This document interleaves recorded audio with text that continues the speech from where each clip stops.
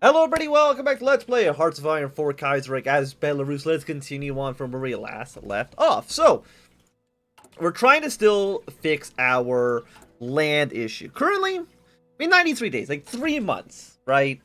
Nothing bad could possibly happen in 3 months, right? Nothing. Nothing could happen. We're all looking good. I think I need to turn down my microphone just ever so slightly because I did have to turn it up earlier today.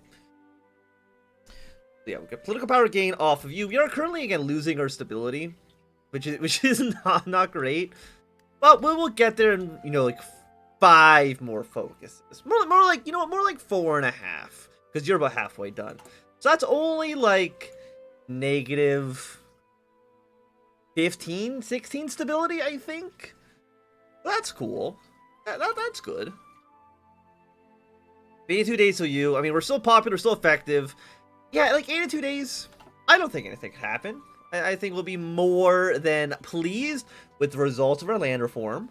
Everyone will be happy, unless we get a bunch of negative events, like right one after another. Well, I have negative political power, and I can't do anything about it. But that wouldn't happen. That wouldn't possibly be a thing that we might see happen. Okay, research slot. Let's fill you up with. What do we actually produce? I don't think I actually even looked at what we produce. Nothing. Okay. That's actually good, because you can probably open up free trade basically for free. That's actually one of like the nice things about producing absolutely nothing in your goddamn country, is that free trade actually is like really good for you. It's basically just a straight up upgrade, because it's like, oh no, you trade more resources on the world market. Well, we don't have any resources to trade away. So it's not like it actually has any big issues. In the long run. Of course, if you're like a bigger country, if you were like Germany, Russia, trading away a bunch of your economy, if you really need those resources, of course, it's not great. Give me the 10% stability. That'll at least get rid of some of the penalties we're taking. Right now, we are negative 0.9, which means, I'm assuming means that, yeah, our own political action is no longer in effect. But I mean, it did save us like 180 days worth of stability loss. Well, it halved 180 days worth of stability loss, which I mean, it's still good, I think. Okay, popularity's gone down ever so slightly. I think I will actually just quickly turn up the audio a little bit. There we go, that seems a little bit better. So, we're -2, we're -1 on you. We have two civilian factories being built right now, and a very Jewish day. A humble, unimpressive-looking Jewish man was seen touring the streets of Minsk, Pinsk, and Burisk, introducing himself in Yiddish and sometimes in German as Burl Katznelson, a Zionist and labor activist. He'd been touring Europe for the last few weeks, going from Germany to Poland to Lithuania to the Baltic region and now to Belarus, seeking support from the local Jews for the Zionist cause. Writing for the labeled newspaper Darvar, published all the way in Palestine, Katznelson wrote a glowing report of the BSDP's commitment to equal rights for all and preservation of multiculturalism, writing about his land of birth. Belarus is seemingly a complete rejection of the status quo of Poland, where the Poles stood on top and Jews at the bottom. In Belarus, Jews, Poles, Belarusians, and Russians have all equal rights and accommodations. A truly inspiring ideal for the Zionist movement. Katznelson met and argued with senior Bund member in Minsk regarding the merits of the Zionist ideal. Katznelson admitted that the success of the Jewish Bund in Eastern Europe inspired him to create a Zionist United Workers' Front in Palestine. Even if he may disagree with the exilism of the Jewish Bund, which our boys knew how to receive an opponent so warmly, Katznelson is only one of several prominent Zionist activists around Eastern Europe, which has light on the vibrancy of Jewish life in Belarus and in other countries. Yeah, but like, we can't trade any of this. 41 days, uncontroversial again, as long as it's not unpopular, we should be okay. And there we go, Russia's a national populist. Nobody is surprised by that. I'm pretty sure if Kornilov seizes Moscow at the very beginning of the game, Sannikov always comes to power? At least I'm pretty sure. There might be like another path that they can go down, but I'm pretty sure it's like 99% of the time it's going to be the Savinkov. I don't know why I keep switching the N and the V. I keep saying Sanivkov. Not too sure why.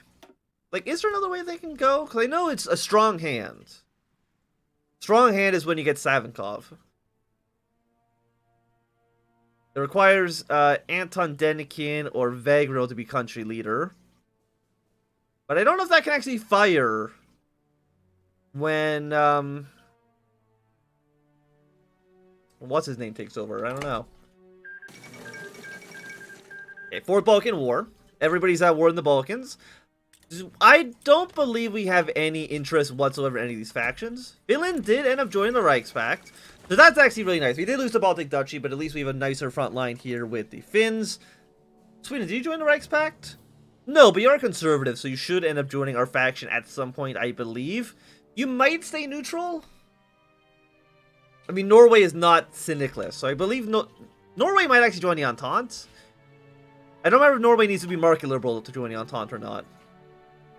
But they're not going to join the International. Sweden's not joining the International. They might join up in the Reichspakt, but it's a little bit hard to tell, at least at the moment, I think.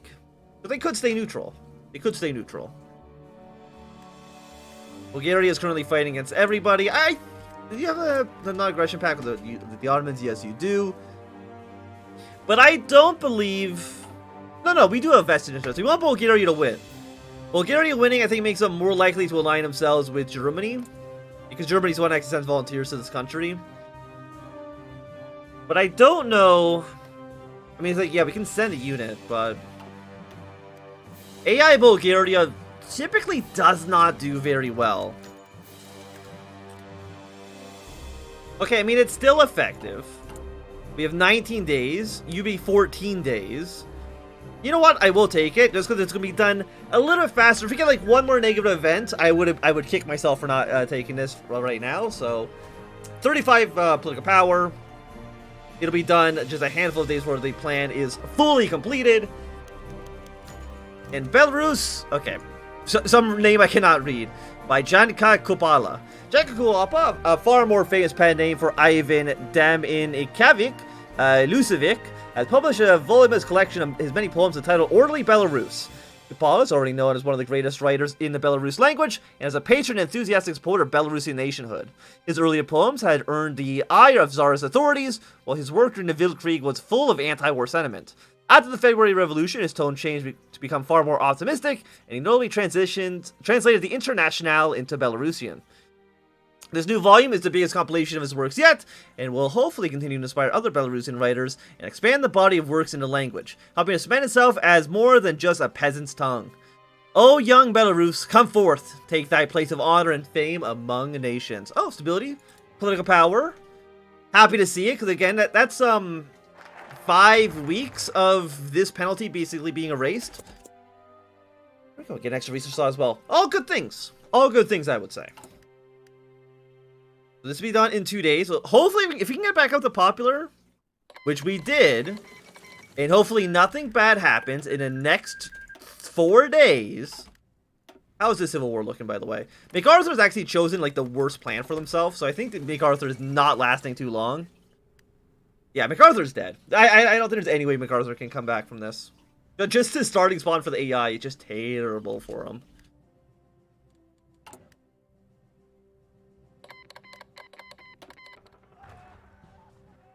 Okay, and the plan has fired. The success of Plan Sierrata, ambitious program by People's Minister of Agriculture Jan Sierra has to revitalize the land reform program and bring Belarus into the modern era, has proven success, as reports from around the country have begun trickling into the hands of the ministry, reporting to increase effectiveness of Belarusian farmers across the country. With the land reform program a success, the BSDP's position as a hegemon of the Jom is left unassailable, assuring a fair and democratic socialist country for all. So we get 50% stability. Success of land reform, which is construction speed access 15%, pretty good. We remove the modifier of, we remove, wait, which one are we removing? We're removing land reform and progress of Plan Sierra. Massive literacy. Yeah, so it gets rid of this, which I'm pretty sure is just that event. But yeah, I'll take it. We're great at what we do. Political power goes up by 0.1 per day. Yeah, no, that's actually pretty good. We got a conscription crisis in Quebec. Whatever, you know. I mean, I guess that's not technically whatever. I don't know why the AI ends up always falling into the conscription crisis, like, way earlier than it even makes sense that they would. Like, why would the Canadians be conscripting anybody It's right now, it's 1937. Like, who are you going to be going to war with? I mean, I guess you definitely take over New England, which could maybe upset a handful of American factions. But yeah, again, MacArthur can't survive. The AI cannot deal with this situation. I think as a player, this setup actually can be beneficial if you just retreat all your units over to Washington, because it will force the AI to seize all this territory, which is basically worthless. I believe in our very first MacArthur campaign, this is the way that it was set up. But I think also back then there was no other ways to do the MacArthur coup. It was just that border there. So the formation of Belarusian state Philharmonic. The world of arts of White Ruthenia is ever changing, and music is no exception. In order to pull the resources together, the State Symphony Orchestra, the State Choir, and the National Folk Orchestra, and the Dance Ensemble formed the State Philharmonic. The demand for live musical performances has sharply increased since independence, and many are willing to attend them despite the lack of modern facilities, accepting the uncomfortable seating and the makeshift sets to satisfy the craving for beautiful classic and folk songs. The current main goal of the Philharmonic is to secure state support for to build a proper, modern concert hall and facilities needed for practice. For despite the symbolic importance of the National Theatre building, it has proven to be too small, uncomfortable, and with very poor acoustics for orchestral and choir music. For the time being, however, the Philharmonic displays a growth of performance arts in Ruthenia. The State Symphony Orchestra has been touring neighboring states, and a performance in Ukraine gained particular acclaim. The future is bright for the increasing number of talented Belarusian musicians. A little bit more stability, again, helping us deal with our horrible modifier, which is, yeah, I mean, you do get more political power gain. But the weekly stability does hurt.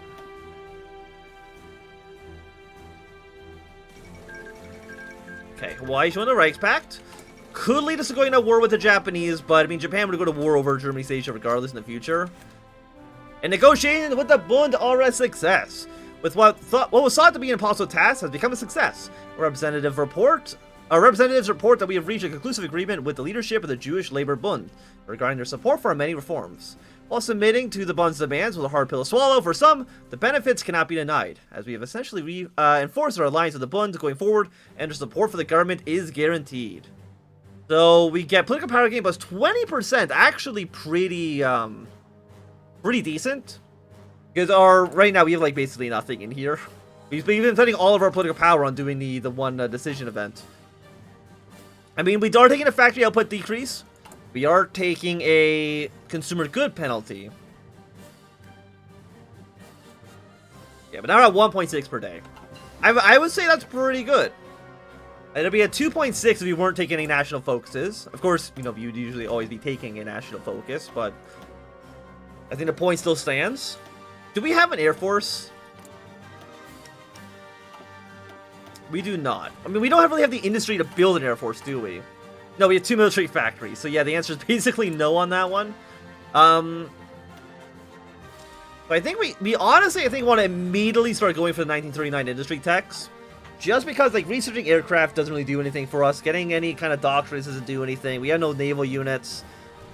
We might want to still research naval invasion tech if we don't actually have it yet. Because I don't want to be, you know, we have to invade, you know, the Union of Britain and I forgot to research it. Because we're a landlocked nation, I think it'd be very easy for us to overlook. Okay, so Switzerland has lost Romandy. And that will mean that Switzerland's going to go national populist. Which typically means that they're not going to join any faction. I mean, they always have the opportunity to attack the Commune of France. I don't think I've ever seen national populist Switzerland make that aggressive maneuver. I mean, we have when we played as Switzerland, but the AI is typically not going to do it. And look, I knew it. We wouldn't have that research. Thank God I remember it now. Yeah, but I guess what? We're going to go immediately to the 39 industry tech. Again, it's very expensive, 430 days-ish. But it's still, I think, by far our best option for the time being. Now, since now we have an extra research slot. You're going to be done soon. You're going to be done soon. After that, we can focus on getting other stuff. Maybe support weapons, next level infantry equipment. Both of those would be nice. I would be happy with both of them. And what else is happening? Yeah, I mean, oh look, MacArthur lost. I don't think anybody can be surprised by that. The Dutch election. It looks like the Social Democrats are in charge. Did they go for... They have gone for the coalition. Then they have abdicated the throne immediately. Oh yeah, because they're in Benesam. I forgot that they're in Benesam. I'm really not too sure. Like, they dissolve the government. They can ban in the East Indies. But, like, what does that actually do with, if they go syndicalist? Do they stay in the faction, or do they end up joining the Internationale, and then Belgium are just in a faction by themselves? I actually have no idea. Because, again, I don't think I've ever seen that alliance actually formulate in any previous campaign.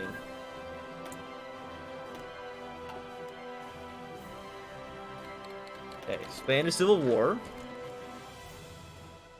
What are resources looking like? Yeah, I think we got 3 seal. I guess we could I still think we could try to build some infrastructure.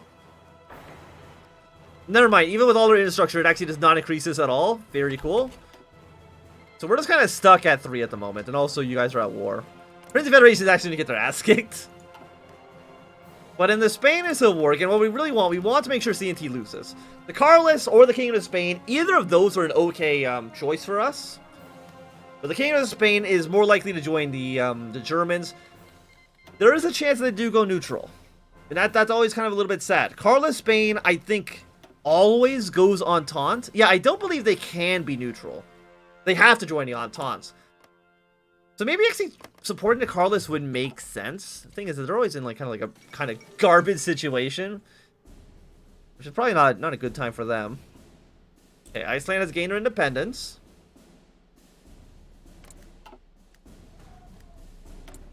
We 150 political power. We can go to early mobilization. I will definitely take that.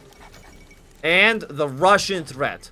Russia's decade-long slump has ended, and now the Russians are rebuilding already.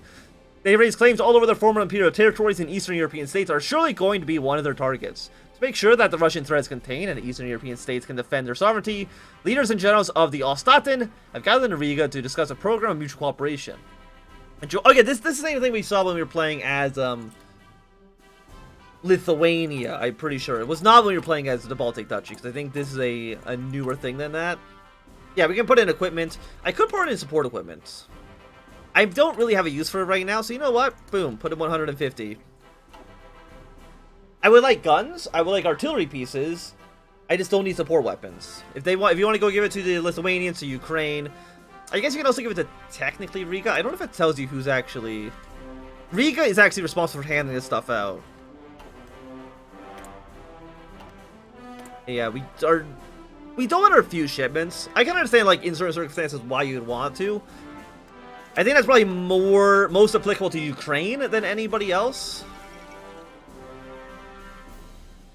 Okay, Gandhi's now in charge of Bharati Commune. No, yours is conservative. I wonder if any time in the future we'll actually see Bharati Commune and Dominion of India unify peacefully. Because it is possible. It is possible. It's almost impossible, but it is possible. Also, that's a lot of Russian troops that they put on the border with Finland. I think Finland is very much dead once the war begins, but that's okay. They're a good little speed bump. Canada has now invoked the War Measure Act. Very cool. Nor you. You're going to be done in a moment. That'll allow me to get to National Awakening. When the National Awakening is done, we will actually not be losing stability all the goddamn time. And I think actually this should give us, I think, 30 stability. Because one of these is a negative 30% penalty for us. Yeah, weak national identity to the negative 30%. And we'd actually get more recruit population as well, which is pretty nice. Because we're currently at nothing. It's currently just a garbage zone. And we want to maybe get the Belarusian Home Guard. But again, we have about 2-ish years to get that done. And like most military trees in HOI4. I mean, cavalry attack is okay. Attrition minus 10% is not bad. Trenchant speed is okay. I mean, certainly plus 5% though. I feel like that's not quite enough to make that really worthwhile. 4% consumer goods off of you. You just make us become the Belarusian People's Republic. Very happy to see that. And then we can get Jewish organizations, national security industries, do our waiting for the Germans, and then claim the left. And we'll be looking pretty good. That's all I've got to say. I think we'll be looking pretty good. But I don't know if there's any actual focus trees after this. Like, I don't know if when you found Belarus, you get a new focus tree. But we'll see. I'm assuming, like, if you were to go national populist or if you were to go socialist, you'd have a unique tree. But oh, Estonia actually joined the Reichspakt. But Latvia is going pro-Russia. That is a little bit worrying. Actually, is that going to make them excuse me, make them join the faction? Maybe. They might. They have to do the third consort. So they gotta get a little bit further down their tree. But for right now, I think it's gonna be a good time for us to end this episode. Thanks everybody for watching. My name is Antoine. If you enjoyed, run a thumbs up. Not doing so, thumbs down. If you want to subscribe, and goodbye.